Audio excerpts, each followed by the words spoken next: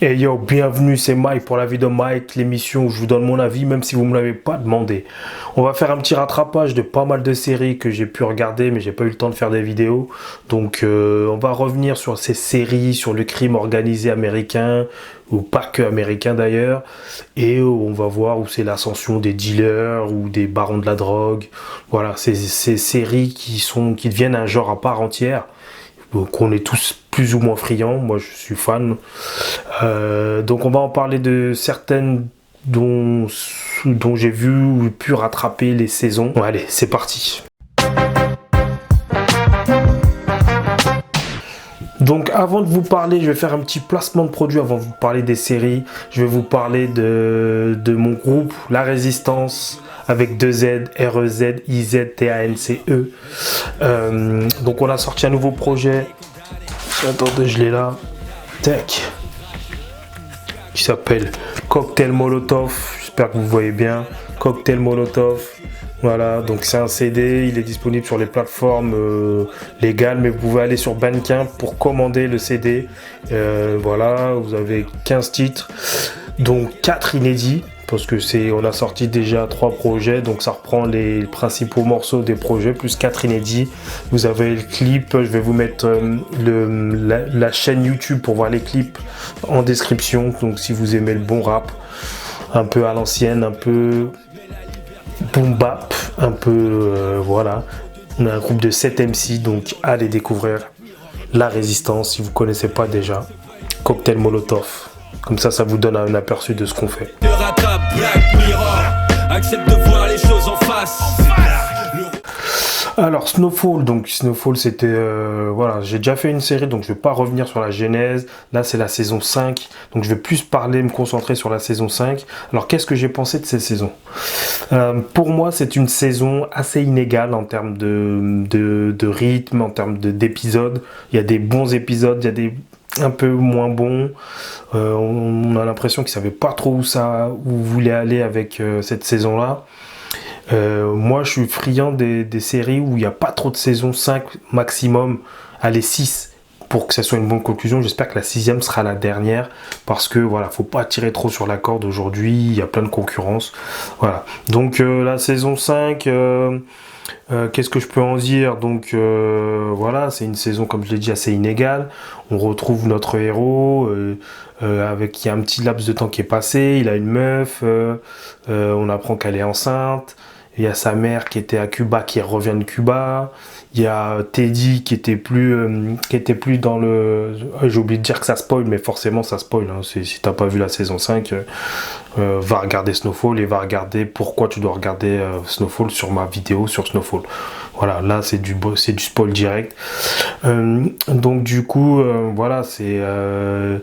il y a plein de choses qui se passent, il y a certaines évolutions de personnages comme il s'appelle, j'ai un trou pour son nom, soit qu'à la grosse touffe, qui fait des nattes, qui habite bien dans South Central, dans le quartier quoi, qui se pose des questions, qui veut être investi. T'as le cousin et sa femme qui veulent être indépendants, qui veulent s'affranchir de Franklin. Voilà, t'as plein de choses qui se passent. Franklin qui veut petit à petit sortir un petit côté ghost de l'illégalité, veut rentrer dans la légalité. Mais il veut même arrêter de dealer à un moment donné. Donc il y a des épisodes très inégaux. Cette saison, pour moi, c'est clairement pas la meilleure. Il y a quelques bonnes idées. Donc t'as l'épisode où ils sont tous foncedés. Tu comprends pas trop le but à part le fait qu'il se remette en question et qu'il se parle à lui-même. Et du coup, ça lui fait prendre conscience de certaines choses. Mais à part ça, voilà, cet épisode-là, bon, il est un peu space. Ouais, bah, c'est le but aussi, mais bon, voilà. À part ça, qu'est-ce qu'il y a comme épisode? Bon, l'épisode aussi où ils sont en cavale, dans un truc enfermé dans une cage avec un tigre. Bon, là, c'était un peu... Ouais, c'est pas pour ça que tu regardes Snowfall, tu vois. C'est un peu, il tombe sur un peu un gueudin, machin. Alors c'était bien de retrouver du coup Franklin avec Gustavo je crois, mais voilà, à part ça bon, il n'y a pas trop d'intérêt voilà, à ces 2 épisodes qui sont assez longs. Après il se passe d'autres choses hein. Et puis t'as aussi le gars qui les braque et tout ça, où il sait partout où il se faut. Puis t'as voilà, ce personnage qui sort un peu de nulle part, genre leur ancien gars qui était en prison, Bref, je trouve que voilà, cette saison, le scénario part un peu dans tous les sens. Et il y a que la fin qui est pas trop mal, où vraiment tu dis, bon, ce qui était inévitable finit par arriver, c'est-à-dire la guerre, entre guillemets, la guerre entre lui et son cousin, quoi, alors que c'est la famille, et puis sa meuf qui prend la meuf de Franklin qui cache des choses. Bon, on s'en était rendu compte, donc je pense que dans la saison 10 on va découvrir. Mais voilà, grosso modo, moyennement chaud pour cette saison-là. Voilà, c'était pas la meilleure saison, mais ça peut laisser présager du bon pour la saison 6, en espérant que ça sera la dernière saison. Faut pas qu'il y ait trop de saisons, à mon goût. Donc voilà, on va voir ce que ça dit. Donc voilà, c'était pour Snowfall saison 5.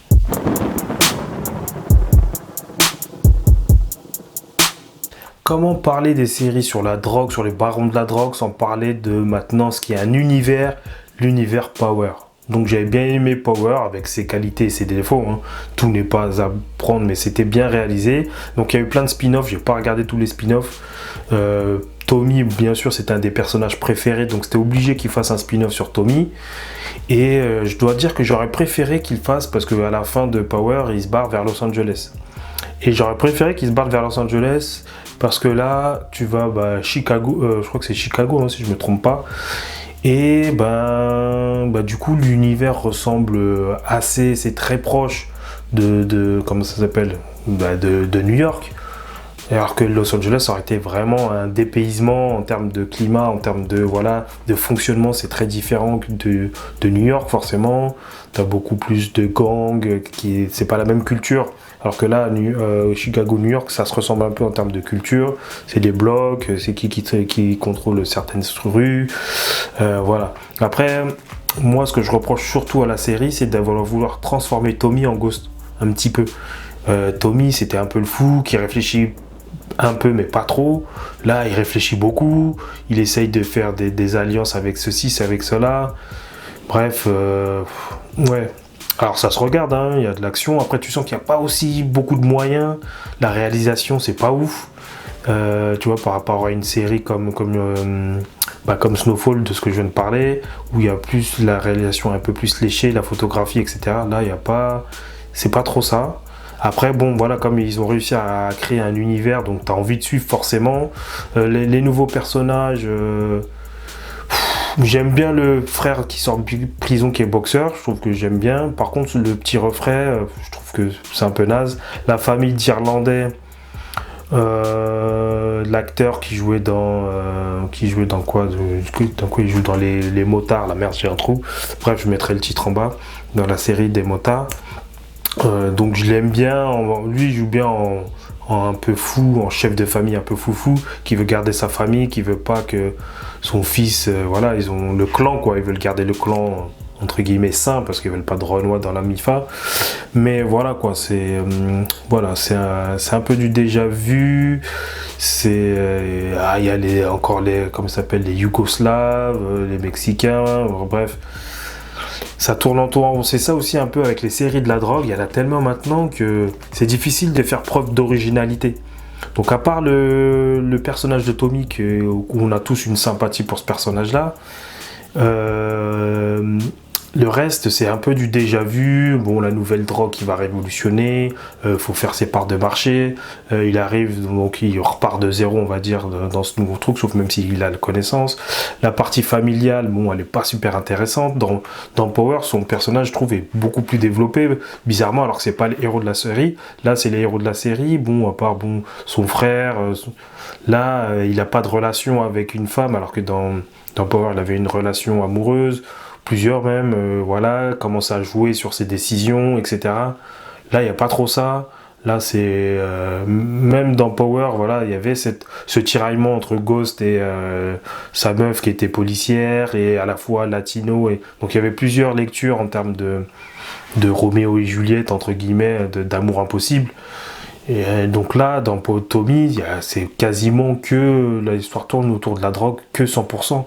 Le gars, il ne veut pas s'en sortir. Donc, il n'y a pas ce petit charme qu'avait Power pour moi, où Power, il y avait plusieurs intentions. Le gars, il était accroché entre la rue, mais il voulait s'en sortir. Il était amoureux d'une meuf, mais en même temps, elle était keuf, mais lui, c'était un gangster. Donc il y avait plusieurs niveaux de lecture, il y avait plusieurs intrigues qui s'entremêlaient. Là, ça reste plutôt basique en termes de scénario, d'intrigue. Peut-être que la deuxième saison, puisqu'il y a les gens de New York qui vont venir, les keufs de New York ou les fédéraux, je sais plus c'était quoi. Donc peut-être que là, ça va peut-être amener un peu de grain de sel. Pour moi, c'est un chemin un peu plus banal, donc si j'ai moins apprécié, enfin j'ai apprécié pour le personnage, pour suivre le personnage, mais en termes d'originalité, à part le fait que ça soit dans l'univers de Power, il manque un petit truc, il manque du scénario, il manque un petit plus au niveau de la réalisation, il manque un peu de tout en fait, voilà. Donc voilà, Tommy, je sais plus comment il s'appelle, c'est Force, je crois, c'est la série, la saison. Donc on verra ce que donne la saison 2. Mais voilà, si vous voulez regarder des séries sur la drogue et que vous n'avez pas regardé Power, bah Tommy, bon, c'est pas la meilleure des choses à regarder en tout cas. Si tu as regardé Power, tu vas regarder parce que Tommy, ça reste un personnage important, mais voilà.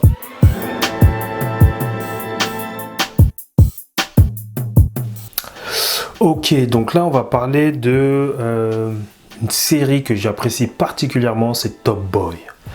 Top Boy, donc je vais vous faire le petit pitch rapidement. Comme toutes les séries tournant autour de la drogue, là ça reste un peu le même schéma, la montée en puissance on va dire de gens qui se mettent à vendre de la drogue. Là, alors ce que j'aime bien dans Top Boy, donc faut savoir que c'est une série anglaise qui est pas sur Netflix, mais qui est passée à la base, qui est sortie en 2011 et qui a été créée. Attendez, je vais relire mes notes. Ça a été créé par Ronan Bennett. Donc voilà, c'était en 2011 sur une chaîne anglaise. Donc il y a eu 2 saisons, la première en 2011, la deuxième en 2013. Donc c'était dans un quartier imaginaire de Londres. Mais bon, ce qui est bien pour nous les Français, c'est qu'on peut un peu on voit un parallélisme entre Londres et les cités londoniennes et les cités françaises, quoi. Il y a une petite aire de ressemblance en termes d'immigration, en termes de problématiques, la pauvreté, les problèmes d'immigration, etc. Ça ressemble beaucoup plus à quelque chose que nous on peut connaître que ce qui se passe aux États-Unis. Sur les séries comme Power ou même Snowfall, c'est assez différent. Alors que là, on peut quand même plus facilement s'identifier. Donc là, tu suis Duchesne et Sully, les deux Kaira du quartier qui gèrent la drogue, puis qui sont en embrouille, qui essaient de monter petit à petit. Voilà, c'est l'ascension, quoi. Voilà, mais en parallèle de ça, tu as aussi d'autres personnages. Tu suis vraiment, donc, comme dans toutes les séries, tu me diras. Mais là, vraiment, des fois, des personnages qui sont pas vraiment liés à Sully et Duchesne, à part le fait qu'ils habitent dans le même quartier. Et du coup, tu vois, la partie sociale, tu as beaucoup de partie sociale comme beaucoup de séries anglaises qui appuient sur ce côté social, ce côté problématique, la vie de famille, les problématiques des familles dans les quartiers.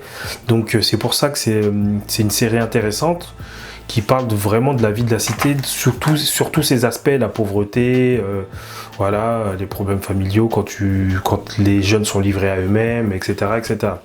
Donc vraiment, voilà, c'est une série que j'aime bien et qui a été annulée au bout de 2 saisons en Angleterre. Parce que je ne sais pas exactement les raisons, donc ça n'a pas été renouvelé. Du coup, il y a eu un laps de temps qui s'est passé, mais il y a Drake qui kiffait cette série et qui a du coup voulu relancer cette série via Netflix. Donc il s'est associé avec Netflix pour pouvoir créer la suite. Donc ils ont rappelé l'équipe de scénaristes qui travaillaient déjà sur les 2 premières saisons, et les créateurs bien sûr. Et ils ont relancé la série du coup. Ce qui est marrant, c'est qu'ils n'ont pas fait une suite directe. Donc forcément parce qu'il y a eu du temps qui se sont écoulés, parce qu'il y a eu entre 2013 et là l'autre sortie, il y a eu 6 ans. Il y a eu 6 ans qui sont, parce que la sortie sur Netflix de la 4e saison, qui est en fait la première saison de la série, la nouvelle ère série, on va dire. Donc c'est un peu comme s'ils avaient fait 2 séries parallèles, qui est une suite, mais pas vraiment une suite, il y a un trou, parce que ce qui se passe de la saison 2, il n'y a pas directement la suite, on l'évoque même pas, à part le fait que ce Duchesne il se soit enfui, mais on ne dit pas vraiment pourquoi il s'est enfui, et du coup tu repars un petit peu à zéro, se lie en prison, bref, ça repart, donc je vais pas faire toutes les saisons, mais en tout cas, si vous ne connaissez pas Top Boy, allez-y. Maintenant je vais rentrer en spoiler, je vais parler de la dernière saison, de la saison 4. En tout cas, voilà, moi c'est une série que je kiffe, pour tout ce que j'ai dit, c'est côté social, cette étude un petit peu de la vie londonienne dans les quartiers de Londres, c'est pas un truc qu'on voit partout. On connaît Londres, on connaît plus ou moins Londres, mais Scotland Yard, enfin bref, on connaît plein de trucs, on a plein de préjugés sur Londres, mais on parle jamais des ghettos de Londres. On voit jamais grand chose des ghettos de Londres, à savoir que Sully, c'est un rappeur londonien aussi. L'acteur qui joue Sully, je sais plus c'est quoi son vrai nom. Mais bref, c'est un MC. Donc voilà, il y a un certain réalisme dans les séries anglaises et une certaine froideur dans la réalisation qui fait que bah voilà, tu es en immersion en fait dans cette série-là. Donc pour la saison 4, voilà, donc je rentre en spoiler, pour la saison 4, donc tu retrouves Jamie qui était le concurrent de Sully à son retour pour la drogue. Il y avait une guerre entre les deux. On va dire grosso modo à la fin, Jamie se fait emprisonner parce que Duchesne a magouillé. Du coup là, Duchesne fait sortir ce Jamie pour que Jamie travaille pour lui. Donc saison 4, moi j'ai bien aimé. Il y a des épisodes marquants. Chacun a une partie importante à jouer. Duchesne, il y a sa mère qui décède. Sully s'est mis un peu à l'écart, mais quand il revient, voilà, ça reste toujours un gars sûr. Du coup, il y a plein d'intrigues. Je vais pas rentrer dans toutes les intrigues. Je vais juste dire ce que j'ai bien kiffé. Donc, j'ai bien kiffé toujours Duchesne et Sully. C'est les personnages qui sont là. Il y a Jax. Franchement, elle assure. Jax aussi. Il y a l'intrigue sur la sœur de Jax. Voilà. Ouais, c'est bien et voilà, c'est pas trop mal sur la sœur de Jax qui est séquestrée par son compagnon. Il y a ça. Ce que j'ai pas aimé, moi, le bémol dans cette saison-là, c'est Jamie, justement. Jamie, c'était la force de la saison 3, c'était un nouveau personnage qui avait plein d'ambition. Et puis, du coup, dans la saison 4, ben, ça devient un petit peu le larbin de Duchesne qui va en mission pour Duchesne. Et du coup, t'as plus cette rivalité. Et du coup, voilà, je trouve que dommage, son personnage s'est un petit peu éteint, même s'il il aspire à plus à un moment donné. On tente de lui redonner un peu d'ambition, mais c'est vite éteint aussi. Donc ça, c'est dommage. C'est dommage, j'aurais bien aimé que Jamie reste un antagoniste à Duchesne parce qu'il avait le charisme, il avait des raisons, il voulait sortir sa famille, mettre bien sa famille, etc. Donc là, il y a aussi sa famille qui a ses frères qui sont importants. Mais voilà, c'est mon petit bémol. Bon, et puis je vous spoil la fin. Franchement, coup de choc quand Sully il tue Jamie. Mais en même temps, je suis pas déçu pour Jamie parce que, comme je dis, il avait fait le tour en fait. Son rôle est arrivé au bout.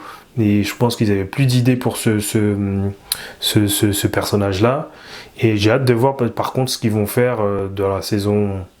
Alors saison 5, si tu mélanges les deux séries, Top Boy Summer House et Top Boy, voilà la suite.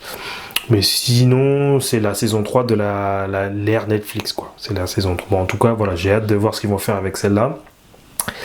Et voilà, ça serait intéressant de voir ça. Mais en tout cas, moi, je vous conseille de regarder Top Boy. Franchement, c'est une série qui a été un peu sous-cotée, surtout les 2 premières saisons. Il faut regarder les 2 premières saisons anglaises. Ils sont un peu moins nerveuses, un peu plus sociales, comme j'ai dit. Mais non, ça reste très lourd. Et il faut regarder Top Boy, il faut regarder.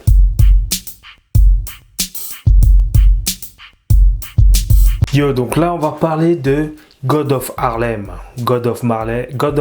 pardon, avec Forest Whitaker, donc qui reprend le rôle de Bumpy Johnson. Bumpy Johnson, donc c'était un personnage qui a vraiment existé, un vrai baron de la drogue à Harlem dans les années 60. Et voilà, donc c'est un personnage où on a pu le voir dans le film Malcolm X, parce qu'il connaissait vraiment Malcolm X dans la réalité.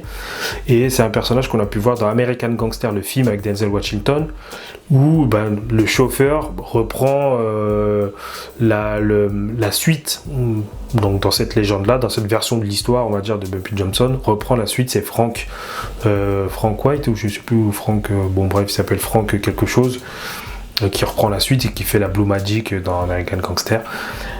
Donc c'est l'histoire de Bumpy Johnson, alors romancée, hein, comme d'habitude, mais voilà. Donc moi j'ai rattrapé mon retard parce que du coup j'avais pas vu la première saison, et du coup j'ai enchaîné les 2 saisons. Et franchement c'est une bonne série, alors sur la drogue encore une fois, mais cette fois-ci avec un aspect différent, avec un aspect historique. parce que cette série mélange trois aspects en fait. Donc il y a l'aspect baron de la drogue, ghetto noir, Harlem, dans les années 60.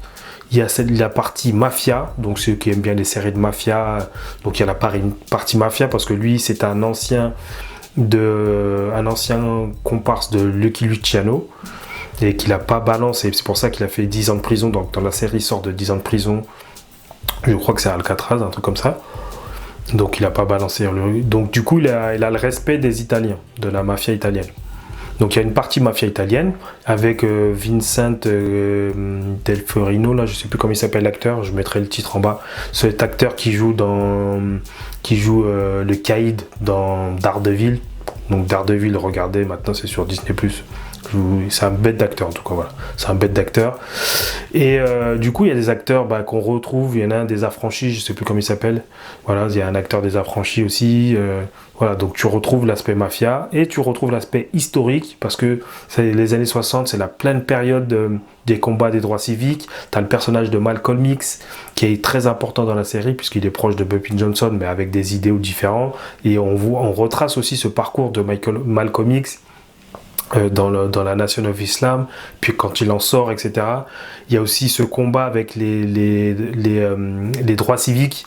Il n'y a pas de personnage qui représente pas Malcolm X, Martin Luther King, mais tu as un député, apparemment le révérend, je ne sais plus comment il s'appelle, qui était connu, donc je pense qu'il a existé lui aussi, pardon, à vérifier. Mais du coup, ce personnage-là, voilà, se bat pour les droits civiques et il est joué par l'excellent, je mettrai le nom de l'acteur parce que j'ai plus son nom, qui joue dans Breaking Bad, qui joue Gustavo Frings. C'est accédère du coup un personnage aux antipodes, on va dire, justement de Gustavo Frings, qui fait que voilà, ça montre toute sa palette d'acteurs, quoi. Ça montre vraiment toute sa palette d'acteurs et franchement, le gars il assure. Donc franchement, God of Harlem, puis Forest Whitaker, c'est un acteur que j'apprécie. Et du coup, le gars qui joue l'ancien chauffeur, le mafioso aussi, c'est un bel acteur. Et puis voilà, t'as aussi l'amour mixte. T'as plein de thèmes qui sont abordés autour la famille, la religion. T'as plein de thèmes qui sont abordés dans cette série, qui fait que c'est alors plus ou moins développé, hein, donc, mais c'est pas mal. Donc chacun peut y trouver son compte. Ceux qui sont fans d'histoire un petit peu sur les droits civiques noirs, sur les droits des noirs, sur comment vivaient les noirs, t'as cette partie-là. T'as ceux qui sont fans de la mafia et de l'ascension de la drogue. Il y a cette partie-là. Donc il y a une partie entre guillemets romancée, une partie qui est ancré dans la réalité de cette époque-là, avec ils ont pris des faits réels. Et par exemple, à un moment donné, il y a des émeutes à Harlem, c'est des vraies émeutes qui ont vraiment existé. Et voilà, donc il y a plein de choses qui sont mélangées, des procès qui ont vraiment existé, donc tu as même des images d'archives qui sont incrustées. Donc franchement, God of Harlem, bonne surprise. Voilà, c'est encore une série sur la drogue, mais pas que. Voilà, il y a vraiment d'autres choses. Il y a la French Connection, donc tu as des acteurs. Il y a un acteur français mais qui joue souvent aux États-Unis, je mettrai son nom, Isaac de Bancolé, voilà, je crois que c'est ça, Isaac de Bancolé, qu'on avait vu dans Black Panther. Donc non, c'est vraiment bien, c'est vraiment pas mal. Il y a plusieurs lectures, plusieurs thèmes qui sont abordés, et voilà, il veut faire un peu pour son quartier. Franchement, c'est bien. J'espère qu'il n'y aura pas trop de saisons. De toute façon, dans la vraie histoire, il meurt d'une crise cardiaque. Donc voilà, que c'est une suite. Après, il y a vraiment 2 acteurs forts. Après, les autres acteurs sont un petit peu en dessous. Il y a 3 acteurs forts, on va dire. Mais celui qui joue Malcolm X aussi joue bien aussi. Franchement, c'est bien de voir cet aspect historique de Malcolm X. Et donc franchement, je vous conseille. Moi j'ai kiffé les 2 saisons, j'ai bien kiffé cet univers là. Alors ce qu'on peut un peu reprocher, c'est cet aspect un peu je suis le plus smart, un peu. Il y a un peu ça, un peu dans chaque série. T'as l'impression que le protagoniste, il est toujours il a un coup d'avance ou il a toujours un peu plus intelligent pour sortir sortir de la merde. Il est un peu plus malin que les autres, voilà. Donc t'as ça dans God of Harlem, t'as Bumpy Johnson, voilà, tu sens qu'il monte des coups, pour se sortir de la merde, voilà, il est intelligent, un peu ça dans Snowfall aussi, il est un petit peu plus intelligent, pareil Duchesne dans Top Boy, il est un peu dans la saison 3 notamment, donc c'est un concours de comment je vais piéger l'autre. Et Duchesne, il se sert pas que de la force, il est un peu plus intelligent. Voilà. Donc ça, c'était cet aspect qui revient souvent de t'inquiète, je vais me débrouiller, j'ai un adversaire plus fort que moi, mais je vais essayer d'être plus malin que lui. Donc voilà, c'est un aspect qui revient souvent dans les personnages de ces séries-là. Mais voilà. Sinon, God of Harlem, franchement, c'est lourd. Regardez. Alors, et enfin, je vais terminer cette vidéo, parce que sinon ça va être trop long, par Ozark. Ozark, souvent comparé à Breaking Bad, alors pour moi, ils sont pas du tout du même level, même si la comparaison, c'est d'un mec lambda qui se retrouve à travailler pour les cartels et dans le milieu de la drogue, alors qu'à la base, c'est un mec lambda. Voilà, lui, c'est un comptable. Et puis un expert comptable ou un truc comme ça, et puis du coup il se met à blanchir de l'argent pour le cartel. Donc je fais le pitch vite fait, mais je vais surtout parler de la dernière saison, de la saison 5, parce que bon, normalement quand même Ozark, voilà. Moi dans l'ensemble j'ai bien aimé la série, alors pour moi c'est largement en dessous de Breaking Bad, mais ça reste une bonne série. Alors le rythme est assez lent, t'as une belle photographie, une belle réalisation. Ce que je peux reprocher à la série, c'est le jeu d'acteur et le développement de certains personnages. Alors quand le jeu d'acteur, je trouve, de Jason Bateman, l'acteur principal, je trouve que lui, il est mono-facial, mono-expressif, et il fait toujours la même tête, qu'il soit triste, qu'il soit énervé, qu'il soit content, qu'il soit truc, il a la même expression tout le temps. Donc, alors au début, j'aimais bien, puis après, au fur et à mesure de la saison, ça lasse. Et en plus, son développement de personnage, il évolue pas en fait. Il reste passif tout le temps. Celle qui évolue bien, c'est sa meuf, c'est Wendy. Wendy, je trouve qu'elle a un vrai développement. Alors après, il peut énerver son personnage, parce que c'est elle qui devient qui prend le pas. Au début, c'est lui qui les met dans la merde, donc elle subit. Mais à la fin, c'est elle qui fait subir à son mari ses décisions, c'est elle qui prend les décisions, qui agit même sans son consentement. Voilà. Donc c'est elle qui, à la fin, a le plus grand développement et je trouve et la plus belle évolution. Et c'est une belle actrice, j'aime bien cette actrice-là, elle joue super bien. Et donc du coup, après ouais, son personnage il devient énervant à la fin. T'as le personnage de Ruth aussi qui évolue pas mal, même si ouais, sur la dernière saison, voilà, j'ai pas kiffé sa trajectoire. Mais voilà, moi après j'ai un petit peu déçu sur la dernière saison, ouais, quand même. Je pense qu'ils ont un petit peu rushé, même s'ils l'ont fait en 2 parties. T'as le personnage du neveu du mafioso qui sort. Ouais, bof, voilà, j'ai pas trop kiffé la fin, mais ça reste une série qui se regarde. Et justement, moi j'aimais bien quand il y avait Darlene et tous les bouseux, les rednecks comme on les appelle, parce que c'est ceux qui faisaient le charme de ça, quoi. Et pour le coup, voilà, comme j'avais dit, il y a cet aspect, du coup, Marty, il arrive toujours à trouver une combine pour blanchir l'argent, s'en sortir avec le FBI, etc. Donc il y a cet aspect-là. Mais voilà, un peu déçu de la dernière saison, mais bon, voilà, il fallait bien faire une fin. Comme j'ai dit, moi j'aime bien les séries qui finissent en 5 saisons. C'est juste ce qu'il faut, tu as le temps de justement l'évolution des personnages, leur ascension si tu fais une ascension, etc. Donc eux, c'était pas vraiment l'ascension, mais c'est comment se démerder. Après ici, ils s'en sortent bien quand même, ils rentrent dans la politique et tout. Mais voilà. Donc quand même une bonne série Ozark. Alors, vraiment pas pour moi comparable à Breaking Bad, il n'y a pas cette folie, il n'y a pas cette originalité, même si c'est dans un climat atypique. Les Ozarks, c'est les grands espaces avec des lacs et tout ça. Mais voilà, ça reste en dessous, et même de Better Call Saul, je trouve que ça reste en dessous. Je vais pas parler de Better Call Saul parce que ça sera une vidéo à part entière, parce que là il y a la fin de la saison, la fin de la série. Et que le thème c'est pas vraiment la drogue, c'est différent, c'est pas Breaking Bad par exemple, c'est vraiment différent, même si il y a un aspect Breaking Bad dans Better Call Saul, mais il y a un aspect Better Call Saul, voilà, dedans qui est différent de la série Breaking Bad.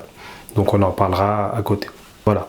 Donc mais voilà, c'était pour parler de ces séries donc sur la drogue qui sont souvent un peu sur le même schéma quand même, un personnage principal qui fait son ascension, qui doit se battre contre un peu plus fort, qui doit être plus malin que les autres, que la police ou que les adversaires, etc. Donc il y a un schéma qui revient, mais après chaque fois ils le mettent dans des univers un petit peu différents, qui fait que chaque série a son originalité. Soit c'est dans les années 80 pour Snowfall avec l'arrivée du crack, dans les années 60 avec un contexte social et civique différent dans le milieu des Noirs avec un petit côté mafia. Top Boy c'est un côté social aussi, mais du côté anglais pour voir comment ça se passe avec une vision qu'on n'a jamais vue du côté anglais, c'est très bien. Voilà, Ozark c'est dans un autre domaine, même si c'est un petit peu un schéma à la Breaking Bad.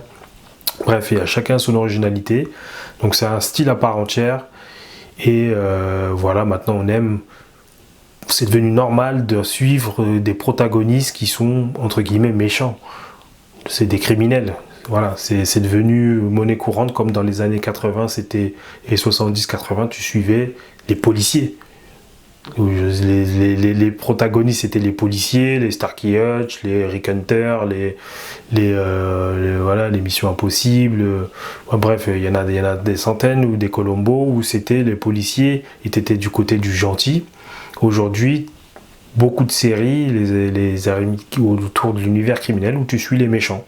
Et on kiffe parce que en fait dans les films tu kiffes souvent plus les méchants que les gentils. C'est dans la nature humaine, c'est ça. Donc voilà, toutes ces séries qui sont pas tous au même niveau, mais voilà, qu'on kiffe regarder, hein. C'est comme ça que ça se passe. Allez, c'était Mike, je vous laisse et on se retrouve peut-être après les vacances pour d'autres aventures où je ferai une spéciale Better Call Saul et Breaking Bad à mon avis, puisque ça sera la fin août, d'ici fin août, ça sera la fin de Better Call Saul, une série que je vous conseille si vous ne regardez pas.